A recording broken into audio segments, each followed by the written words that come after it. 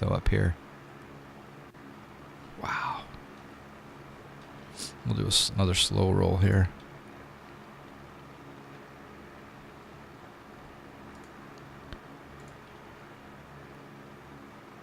What do you guys think of this plane? Hello, Drew. How you doing? Nice to see you.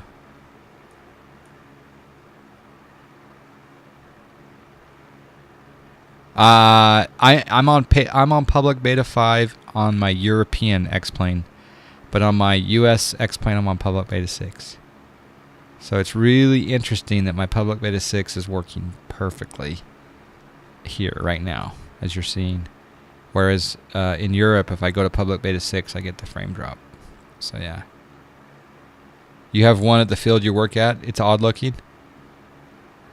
I think if I were 20 years younger, I would probably get my multi-engine and well, if I was 20 years younger in 2017, I would probably do my multi-engine in this plane. As opposed to, well, yeah.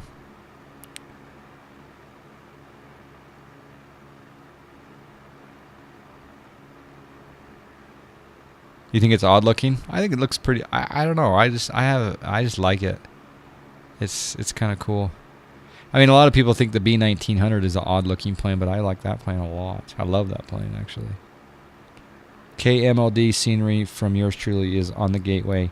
The original one wasn't even close to being in the right spot. Ah, Malad scenery. Okay. I've never flown to Malad in the sim, so this should be interesting. I'm thinking that if I were to fly up to Malad in the real world, instead of calling it a $100 hamburger, I could call it a $500 $1 lottery ticket. Jay Krause, how you doing, my friend? Well, hey, John, it's good to see you. Wasn't that amazing? Wasn't that amazing, the announcement from Rush? So excited. If you guys, I'm sure most of you know, but Aerosim Gaming is going to be building a Vans RV10 on its stream. And someone kindly donated a couple of big pieces already, so it was kind of cool to have him announce that the other day. Premier Driver has an IRL video of a demo flight in this bird. You were unimpressed. I have to look that one up. I have not seen P1D fly this plane. You flew over... Marcus, what were you flying over Malad for? Were you doing FS economy? You're happy getting your multi in a Baron. You know, Baron's the go-to multi, right?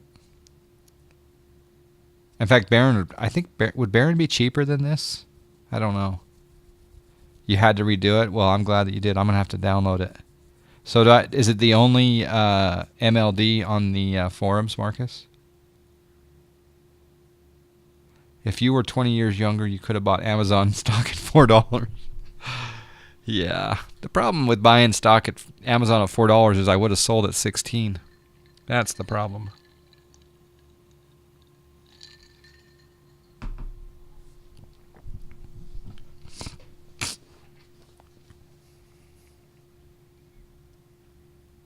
You know, for a little while.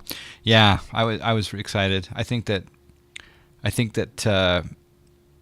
it's just going to be fascinating seeing him work through it.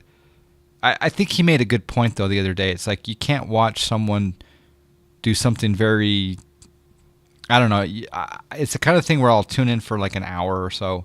I don't think I could watch it like constantly, but every once in a while it's going to be good to get a little nugget. What is this cruise speed? I got to look at the specs, but right now I'm cruising 151 over the ground. 151 over the ground. I love this plane, Fisherman with Beard. Dudes, Val Dudes. How you doing, Val Dudes? I gotta rock a duder emote. You're streaming somewhere in the islands or something, aren't you, right now? Good to see you, my friend.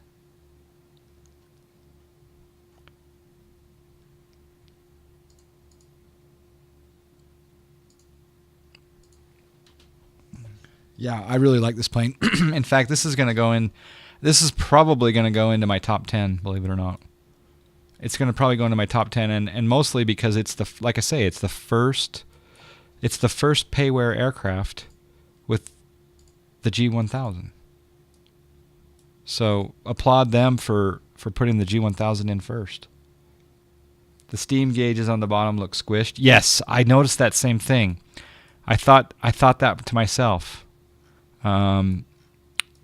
Yeah, I thought that same thing. So they could, I don't know what they could do to fix that, but yeah, no, I thought that same thing. I mean, yeah, but I'm not looking at too much steam. It's nice to have it though. Cruise speed is only 150 knots. Those are Rotax engines. Okay. All right, so we're getting accurate cruise speeds then. He used to enjoy watching a woodworker on stream. He worked hard at camera angles on all the tools and still could chat and such without losing fingers. Ooh, I've never watched a woodworker. We're going to be able to watch Val Dudes blow glass in the future, I hope. Looks like the field of view distorts them a bit when you look straight at them. They're fine. Yeah, that's what I thought. You're right. And in like okay, so like right. It's looking okay right now, but I know exactly what you're talking about.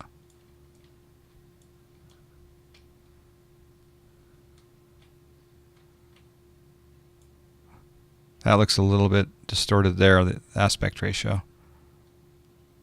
But yeah, straight on. Yeah, I see what you're saying. I wonder what they could do to slightly adjust that. Although I don't know what the field of view it's modeled at. Probably should mess around with a few other things here. So over here you got the AP master, you got the pitot heat, you got pitch trim. There's your rudder trim. This is your instrument panel lighting, cabin heat, defrost. Here's your ADF. I don't know what else this is, but it looks like it's just an ADF. There's your your clock. Chronometer. Here's your V speeds. So VLO, VLE 93. You got fire extinguisher. Yeah. Maybe adjust field of view. Yeah, maybe. So if I come up here and I go graphics, field of view, should I try like 85?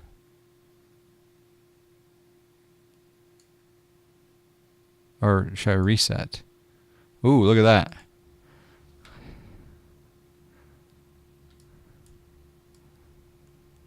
That's 60 degrees.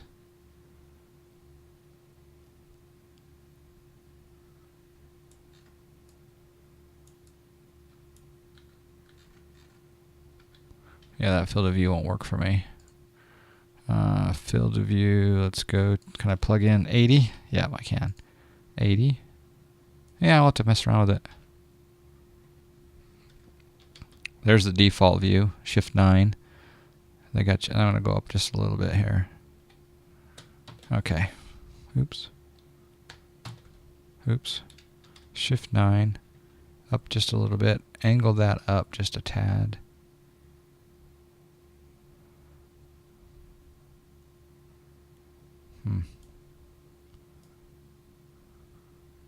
Trying to pick that perfect view to go. Maybe, yeah, it looks like they have no depth. Yeah, I think in certain angles they don't. All right, Marcus, catch you later. Maybe we'll catch you on Pilot Edge here in a little bit. I'm not sure if I'll be able to get it down there, but enjoy the training.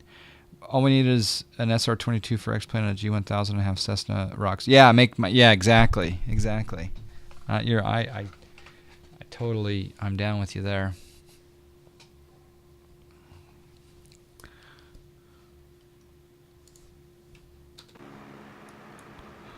All right, we're coming up to Malad. Actually, we're not too close. If I look at the, wow,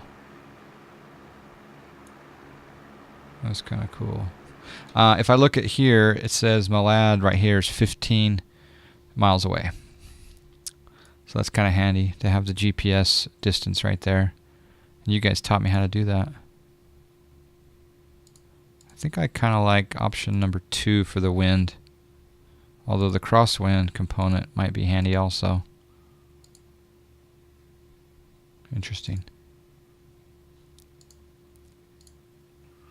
How difficult is the G1000 to use? I don't think it's too bad. Like, I mean, basically you got your autopilot over here, so you got your turn it on and on. You got your heading, your altitude, nav mode, approach mode, vertical speed, etc.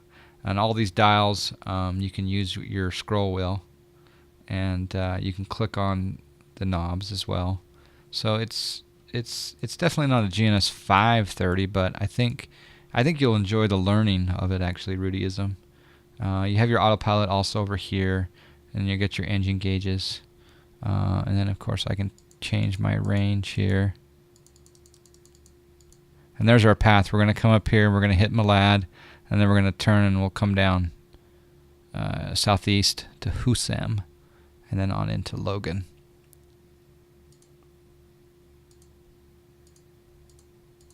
You can turn airway on, airway low, okay. Traffic.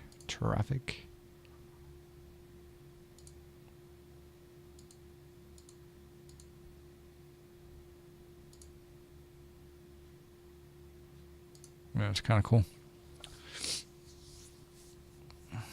You're gonna, for your solo tomorrow, you're flying a 172 with the G1000. Nice. Well, good luck with that. I hope that goes well. Are you gonna bring a shirt to rip off and sign? Is my question.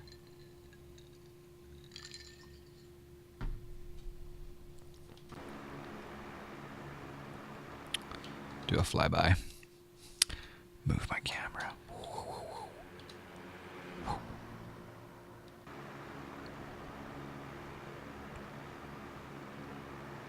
I need to definitely program in some wing views. I wonder if I could do that now. Nope. Let's see. I wonder if I can come out here. It is kind of sealed, but that's actually not a bad view right there. Make that view, and then I'll come over here. That's kind of a cool view too, right there. Make that one there, so I go boop, boop, boop, boop, boop, boop. There we go. An old beat up shirt, yes, cool, nice. You prefer steam gauges? I just don't have I don't know. I prefer glass. I thought I preferred steam, but I prefer glass.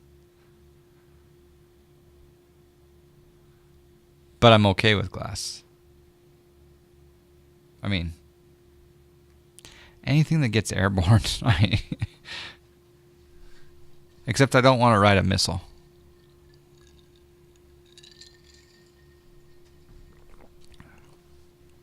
Any of you guys looking for a hoodie for winter?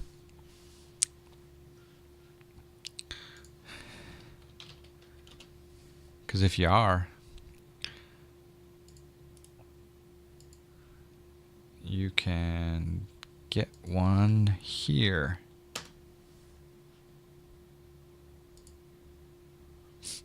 Hoodies and t-shirts. That's what I'm talking about.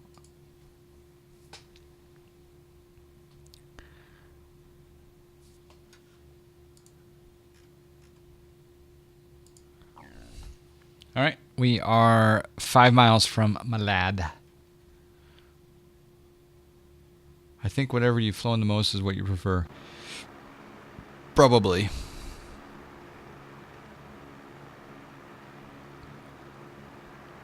All right, so I wonder if that's Malad over there, and then the VOR is kind of out in the middle of nowhere. I think that's the case, because that looks more like the interstate, and that looks like Malad. And then the VOR is out here in the middle of nowhere. Although Malad's in the middle of nowhere as well. Let's see. It's spot the VOR time in 3 miles.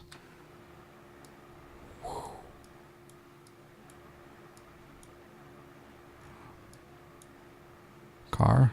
I think if I had to guess, I would say it's up on top of this hill here. What we can do is we can pop this out. We can... I was going to resize it, but I won't. Pop that out.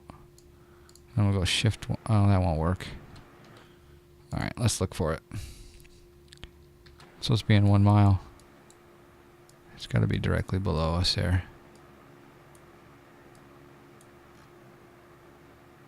Is that it there? Yep, that's got to be it right there. I'm assuming. Doesn't have an X-plane VOR though. Like a, you know, an autogen. Oh, we're making the turn. Actually, it could be directly beneath us then.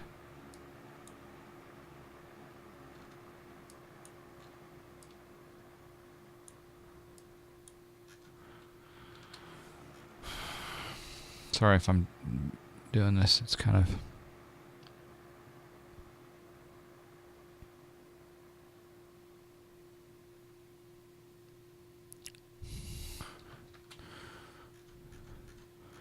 Alright, making the turn. We're going to go ahead and descend down to pattern altitude, which is 5,500. So we'll come down here and we'll select this, and I'll just grab the SciTech panel and I'll dial this to 55. Well, we can try this too. Set altitude 5,500. Set altitude 5,500.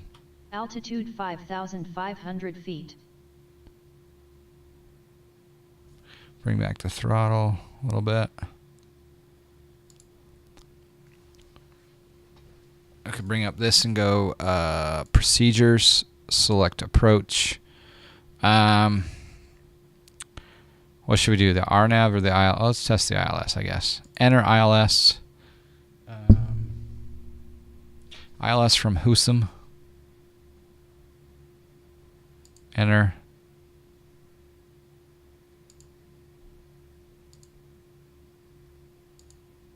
Activate. There we go.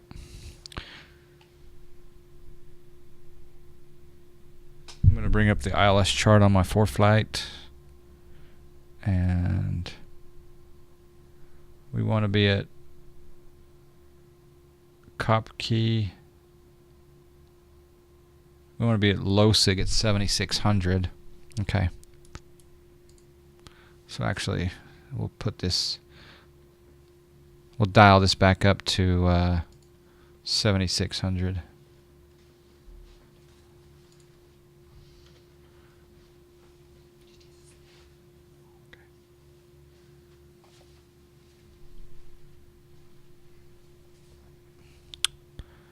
And let's go.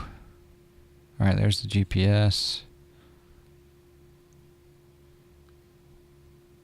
Try doing RMP. I'll do the ILS first. Start with the basics, right? Let's go flight plan here. Just doing a little hold here. It's interesting. I think it's going to do the procedure turn at Malad and then go in. So we're going back to Malad. That's interesting.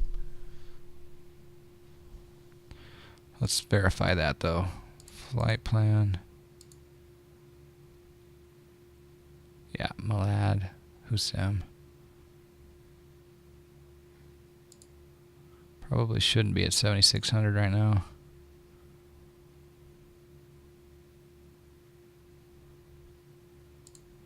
It's doing the outbound. I'm going to hold my altitude here, because we're a little bit low for this. We're not doing this to code, but we're testing, right?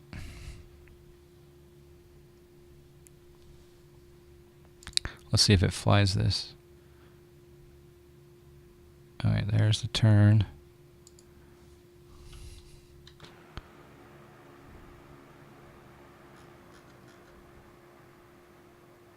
I should have gone direct to Husum. I thought I did because I was activating the approach via Husum, but which was an initial approach fix. But it's kind of an interesting thing. So if you look here at the ForeFlight, it's interesting. We're over here over Malad. We're coming in, right? And then you hit this point, and then you do this kind of this little bit of a curvature into. It's kind of interesting. Localizer is 109.15, course 172. So we'll go ahead and we'll set that. So course, I'll bring that up. That'll change the. It's not changing the course needle here. That's interesting.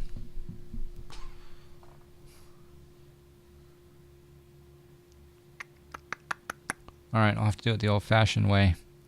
So right here. Oh wait, that's Barrow.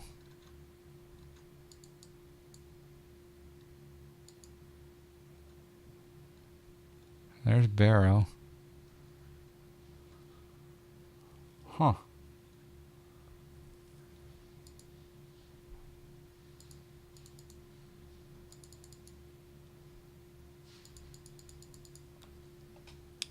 It's not letting me change the course. I don't need the course, but let's change the CDI. We'll go back here and we'll go CDI. And now let's see if we can change. There we go. Now we can change the course. Okay. So it's related to the CDI. So we'll set a course of 172. And we'll go ahead and continue our descent down to 7,600. And yeah, we're looking good now. GPS mode. I thought you could set the course even if you were in GPS mode, but yeah. Thank you, SimPilot.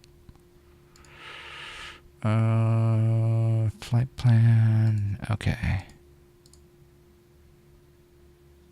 I think you can go over too. I think there's a way to pan. But I'm not sure. I gotta watch some of the videos from Philip.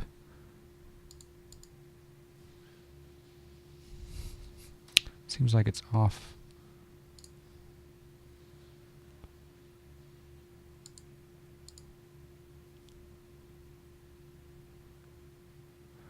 Yeah, it's on roll.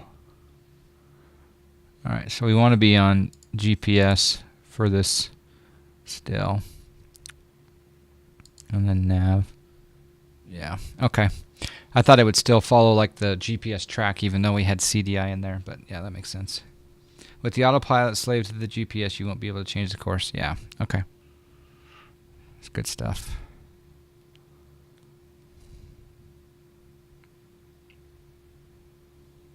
We'll change it once we once we get established, we'll change it.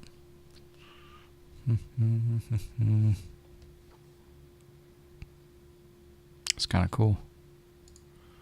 Flight plan.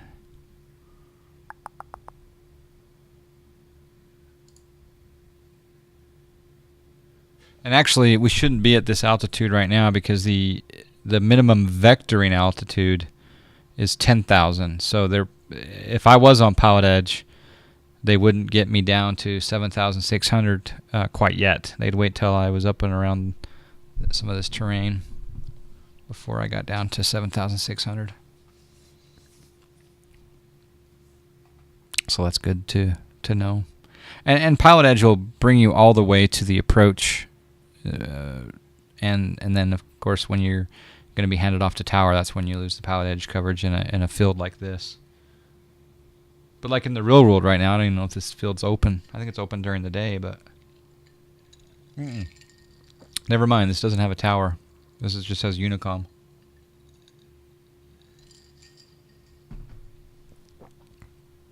And this is why you have to be at 10,000. Is them there hills.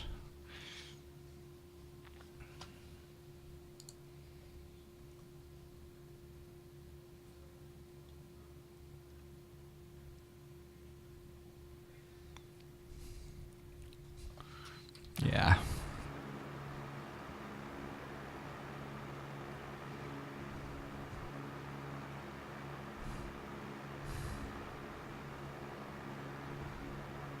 I think that's I-15 right there. I think that's Interstate 15. Yep. Any questions? Oh, that's cool. It's going to show me the Unicom, or the tower frequencies, right here. That's handy dandy. I like that.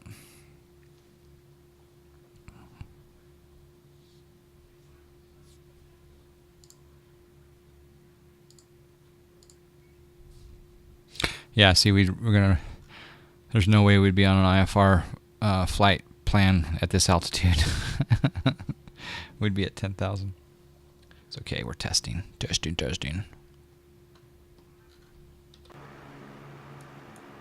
We'll clear it, but we definitely should be VFR.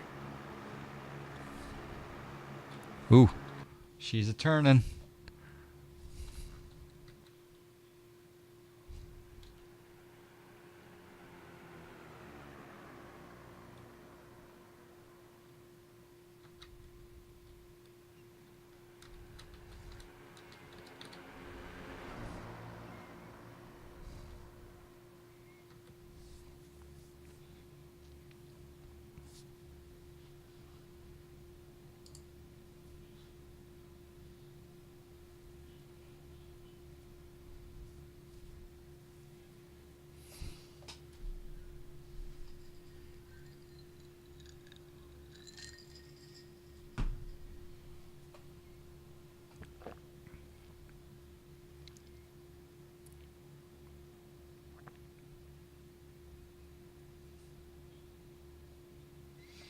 All right, 142 knots over the ground.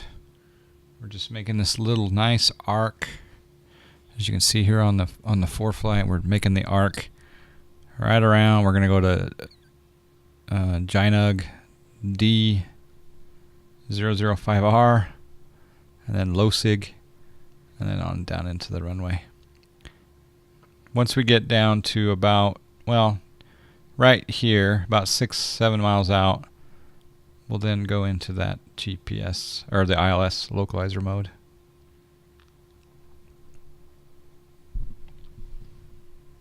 And the other thing is, when I'm on Pilot Edge, I think I'm going to do CTAF calls. But right now we're not on Pilot Edge, so. How long has V-Flight been making planes? I'm not sure, actually.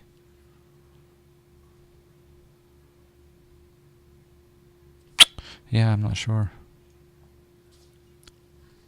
I think the first V-Flight I got was the SR-20. And that was a couple years ago? Or maybe it was a year and a half. Was it 2 years ago? A year and a half, maybe, was when the SR-20 came out, maybe. I don't know. Maybe there should be a museum of X-Plane. A virtual museum of X-Plane, and it has all of the history and everything. Maybe? Hey, Dang Driver, how you doing? Yeah, it looks pretty good. I like this plane a lot.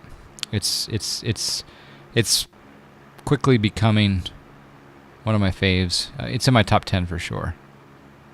And I'm not being biased either. By the G1000. I'm being biased to the G1000. Anything with the laminar G1000. I like the Vision Jet. I like this. I like the Skyhawk with the G1000. I do.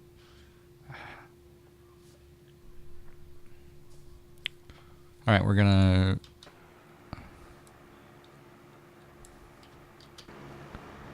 Well, that's an interesting view.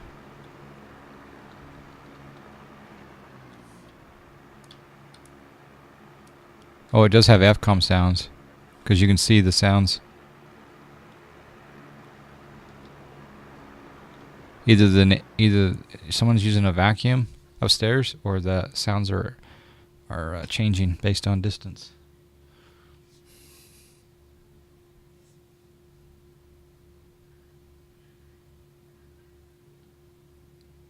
Yeah, this is VSKYLABS. Yep.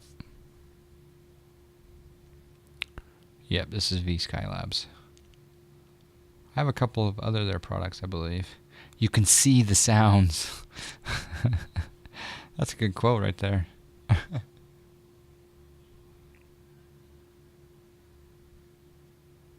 So, Goldsy, I heard through the grapevine that some of the A320s on the network are having some issue.